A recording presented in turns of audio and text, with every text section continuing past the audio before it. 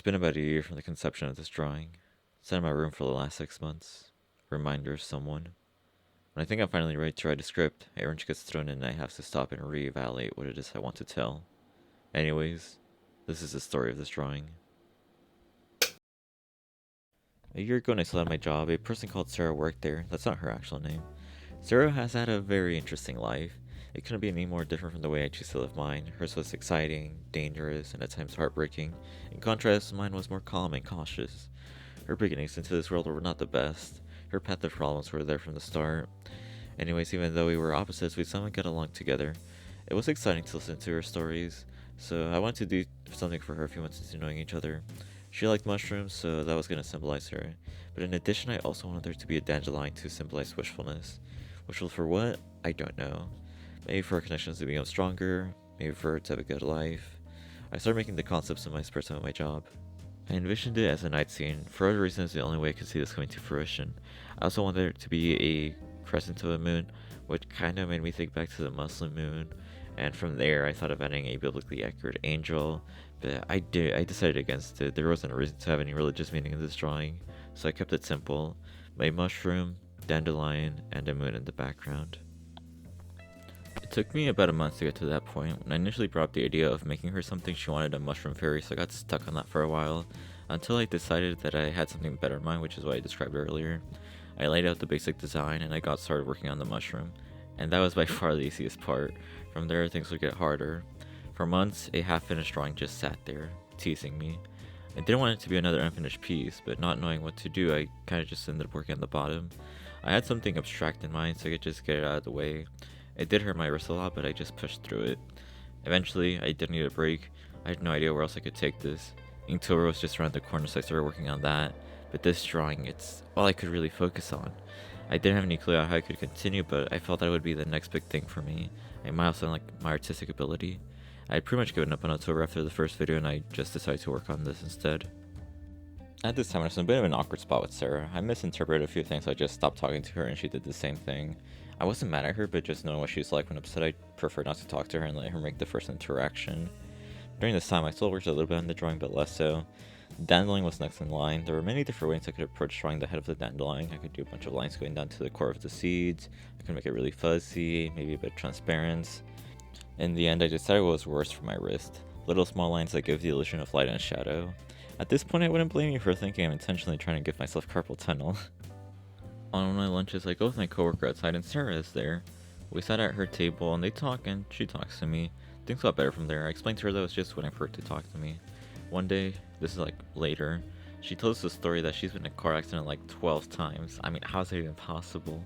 She says it's not all her fault, but when she describes the way she drives, going full throttle, making hard brakes, cutting people off, I'm not inclined to believe her. That day, she also says she borrows cars, that people leave it unlocked with their keys, so she takes them and eventually returns them. It sounds unbelievable, maybe it is, but we all of course told her that she's stealing, but she would reject it by saying that she would return it. And last I spoke to her in person, she didn't have a driver's license. She says she can't even pass a written test. She'll take the practice test, but someone fails them every time. I just tell her to choose what makes sense. Then she tells me that's what everyone tells me, but it doesn't help me at all. She might have it by this point, but I'm not really sure. I haven't asked. A month passed by. Things were fine. It was the holiday season, so there were a few days I got paid more. Well, Sarah tells me that she's pregnant. And before you say anything, no, it wasn't my child. Our percentages were really conflicting, so a relationship between us would be extremely unstable. And this wasn't a surprise to us. During the summer, she had mentioned a few times that she thought she was pregnant. One of her coworkers had been trying to convince her to take the test, but she chose not to. Maybe she was scared of becoming a mother, or she just chose to avoid it. Only she knows. But while she was avoiding it, she chose to do things that no pregnant woman should choose to do. It's like she was unintentionally repeating the cycle. With this information, I got a boost of motivation to work on the drawing.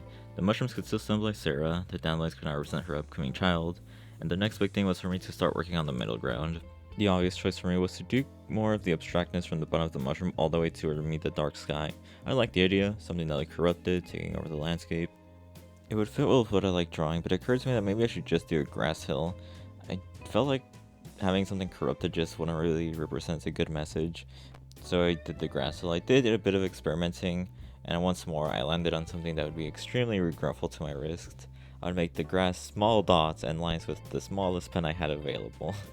I mean, really, I don't know what I was doing to myself. I had a big test around this point, and I passed it. I didn't think I would, but I did. The thought of moving on from that job was on my mind, and it was clearly on Sarah's too. There wasn't much room for her to grow, and there were other jobs that would pay her more for basically the same thing, so it was an obvious choice for her to make. But she stayed with us a while longer. By now, I noticed her belly getting bigger, and it wasn't the only one. She also started to deal with the side effects of pregnancy. One day, someone from our side had to cover her while she was busy puking. Most of the drawing was done by this point. The last two things to make were the sky and the moon. Then the drawing would be complete. I had set myself up for failure though when it came to choosing a nighttime piece. I couldn't do a flat night sky like color it all in black. It wouldn't work well with the inks, and if I did do it, it would look patchy and horrible. Cross hatching was really the only other option I had, but normal cross hatching really wouldn't cut it in my opinion. It'd work fine, but I needed something more, something to separate itself. I was thinking back to the drawing I did the year I started my channel.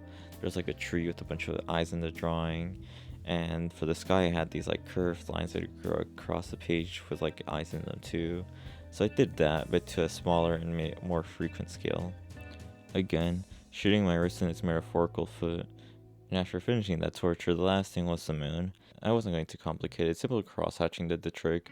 Once it was supposed to be white, so I really didn't have much work to do on it. And after that, the drawing was complete, and it was around January, I think.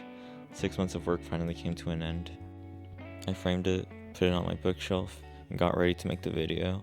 Editing the footage is really easy. I just speed it up, watch to see what's boring, and cut that part out. Then I moved to the script writing. I was planning on doing what I would normally do at the time, just try to make the audio match with what was going on. So I'd say I'm doing this, and on the video it's me doing that. I know it's going to be different for this video, but it felt like it was lacking something. I mean, this drawing was special, it just didn't feel right. So I scrapped it and I left it in the back burner. Sarah wasn't working at the place anymore. There was an incident and she ceased to work there.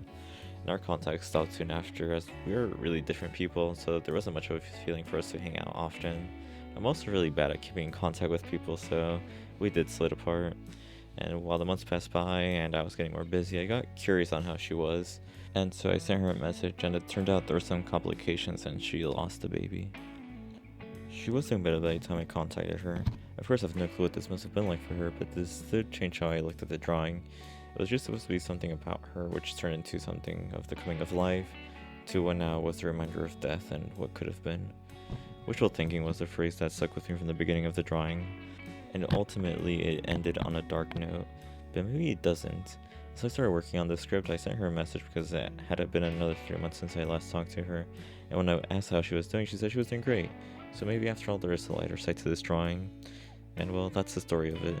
I never expected one of my works to be so tied into what was going on in my life, and Sarah, if you're watching this, I hope you like this, because if you don't, then that's going to be awkward.